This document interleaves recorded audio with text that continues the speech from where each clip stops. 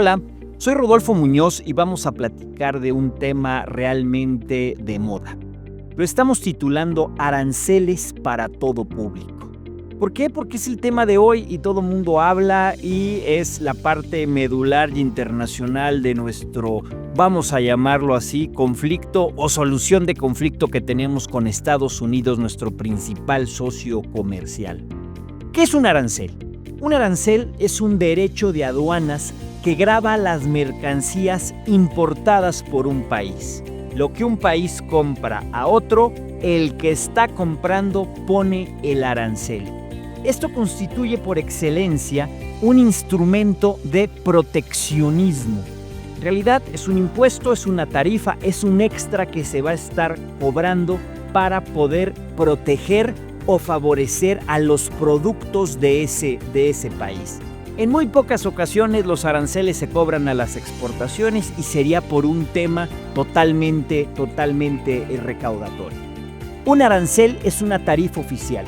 Es aplicable a las entradas y salidas y tránsito internacional de mercancías que pasan a través de una aduana. Es una tarifa de impuesto que va a gravar la importación de bienes y servicios que esté consumiendo un país. Vamos a poner un ejemplo. Si México pusiera aranceles, ¿por qué los tendría que poner? Un producto en México cuesta producirlo 100 pesos. Y resulta que en el extranjero yo lo puedo adquirir por 80 pesos. ¿Qué hace el gobierno de México? Si quiere proteger a su industria, pone un arancel. Supongamos que pone un arancel carísimo de 50 pesos. 80 pesos más 50 pesos más gastos por traer ese producto, se está sacando del mercado a ese producto gracias a un arancel. Entonces, ¿a quién protejo? Protejo a la industria nacional. Esto no es con otro fin de proteccionismo. Ojo, muy importante. ¿Qué ha pasado en México en materia de aranceles? ¿Cuál sería una breve historia de los aranceles de México? A finales del siglo XIX y principios del siglo XX, los aranceles eran meramente con fines recaudatorios. No había el tema de la protección y representaba casi el 50% de los ingresos tributarios. Después de la Revolución se convierte en un fin totalmente proteccionista. ¿Para qué? Para impulsar a la naciente industria nacional. Viene la posguerra, es fines totalmente proteccionistas para industrializar al país desde las entrañas del gobierno. Era cuando se hablaba de sustituir importaciones. Se ponían aranceles, ¿para qué? Para que no compráramos al extranjero, para que sustituyéramos importaciones y para que los productos se estuvieran realizando en México. Cuando estamos en plena crisis petrolera y empieza la apertura comercial obligada, esto fue para salir de la crisis, en ese momento ya no había manera de estar produciendo y necesitábamos productos, se abren las fronteras. ¿Para qué? Para que ahora la industria nacional empiece a competir con la industria extranjera. En México está entrando el GATT en vigor y estamos en plenos pactos de solidaridad. Y se empieza a hablar de algo que vino a cambiar a México, el famoso Tratado de Libre Comercio.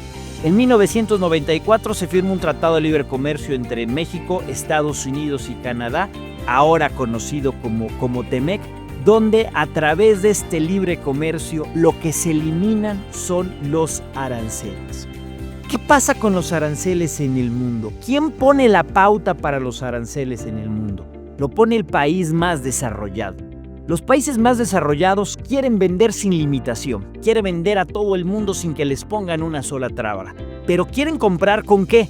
Con muchas regulaciones, con 1000 requisitos.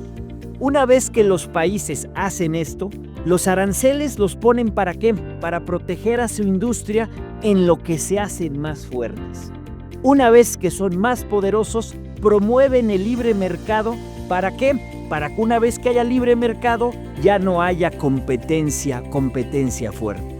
En esas condiciones entramos en el Tratado de Libre Comercio hace 30 años.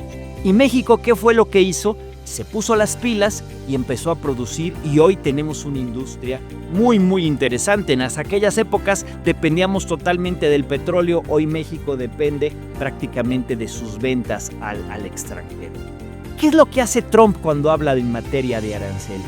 Los pone con fines parafiscales, es decir, no recaudatorios, con dos objetivos. Quiere obligar y presionar a sus principales socios comerciales para que detengan el flujo migratorio y para que haya una lucha frontal contra lo que viene siendo el tráfico de drogas, principalmente fentanilo.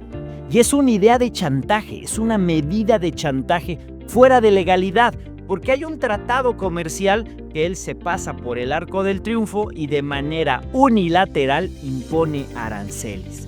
Totalmente proteccionista con el fin de que regresen las empresas a los Estados Unidos. Esa fue la primera, en la versión Trump 1.0, era que regresaran. Ahorita en la versión Trump 2.0, pues trae esas medidas. El chantaje a través de que sus principales socios comerciales hagan algo. Y para Estados Unidos, los aranceles son un balazo en el pie. Por supuesto que lo son, porque de entrada Estados Unidos le va a costar un 25% extra todo lo que compra en México. Esto es una verdadera locura. Esto va a crear que los precios suban y va a crear un proceso de inflación. Señores, estamos hoy a primeros días de febrero. Tuvimos un fin de semana de locos donde Trump pone aranceles, donde se negocia y Trump quita los aranceles. No los quita. Los pospone, los suspende. Tendremos un mes de incertidumbre para saber si el próximo 4 de marzo se le ocurre volver a ponerlos o no ponerlos. Y algo pasará. No tenemos la seguridad de que vaya a suceder. ¿Qué significan aranceles en el norte de América? Una región totalmente integrada en comercio. Los aranceles van a hacer que la inflación suba. Si la inflación sube, la inversión se va a ver ahora sí que afectada. ¿Por qué? Porque las tasas de interés no van a bajar al ritmo que queríamos. Si la inflación estaba bajando en la zona, las tasas de interés iban a bajar. Ahora la inflación va a subir, las tasas de interés no van a bajar y la inversión se va a ver sumamente afectada. Y el principal factor, la incertidumbre, se va a los cielos. No sabemos qué va a pasar, no hay incertidumbre. ¿De qué dependemos? Del estado de humor en el que esté amaneciendo el presidente Trump, pensando si le cae bien la presidenta de México o el primer ministro de Canadá, y para saber si están haciendo algo contra sus demandas, donde Estados Unidos exige, pero no está poniendo nada a cambio en función de qué, de él también arreglar parte del problema que nos aqueja. ¿Cuáles son los efectos sociales? Los precios suben, los salarios reales disminuyen. Al disminuir los salarios reales, pues la gente tiene problemas porque no va a encontrar trabajos bien pagados, o al contrario, va a empezar a no encontrar trabajos. Si no hay empleo, no hay consumo. Si no hay consumo, no hay crecimiento. Si no hay crecimiento, aumenta la inseguridad. ¿Esto a qué nos lleva? Nos lleva a un resultado que se llama crisis económica. Dentro de un entorno increíble. México es el principal socio comercial de Estados Unidos. Para Estados Unidos, la relación con México representa el 16% de sus importaciones. Para México representa el 80% de sus exportaciones.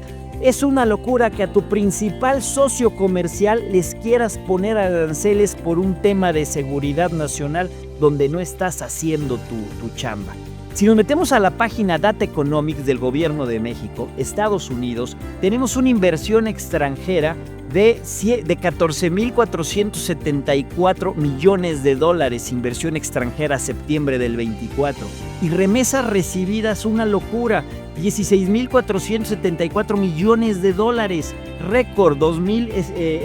Esta cifra viene al tercer trimestre del 24 y 2024 rompe récord en lo que son remesas.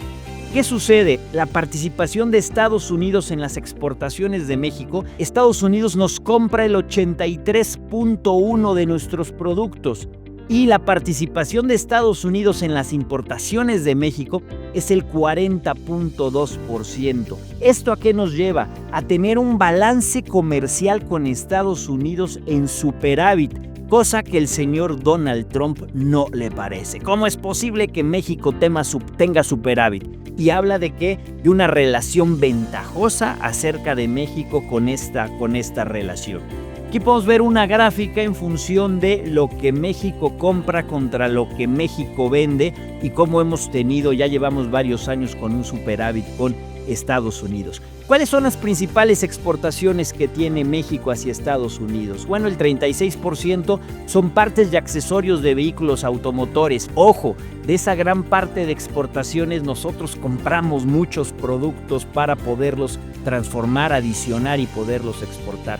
Tenemos un 35.8% de automóviles y vehículos de pasajeros. Tenemos vehículos para transportar mercancías del 31.8%, maquinarias y unidades de procesamiento de datos, alambres y cables eléctricos, tractores, instrumentos y aparatos médicos y telefonías celulares. Son las principales exportaciones que hacemos de México hacia Estados Unidos. Si bien de entrada a nosotros no nos cuesta, pero el hecho de venderle a Estados Unidos y que allá se cobre un arancel donde le sale más caro al consumidor de Estados Unidos, donde Trump está feliz porque dice que con eso va a recaudar mucho dinero y con ese dinero va a crear más fuentes de trabajo y va a crear más economía, bueno, es algo complicado de entender porque parece ser que la relación sí no tiene fines fiscales, sino tiene fines ahora sí que parafiscales en el contexto de hacer que tu principal socio comercial esté actuando.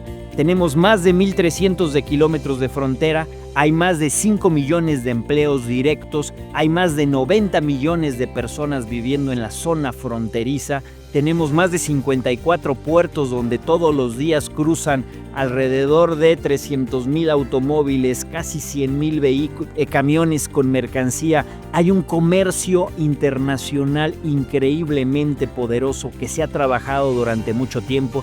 ¿Para qué? Para estarlo destruyendo en 5 minutos con el tema de aranceles. ¿Quién gana? Nadie gana. ¿Qué va a suceder? Bueno, pues estaremos cerca de ver qué pasa. Nos tendremos que esperar al 4 de marzo o antes para ver si hay cambios en esta importante relación. Síganos para más cápsulas como estas. Soy su amigo Rodolfo Muñoz y es un gusto haber platicado con ustedes. Aranceles para todo público.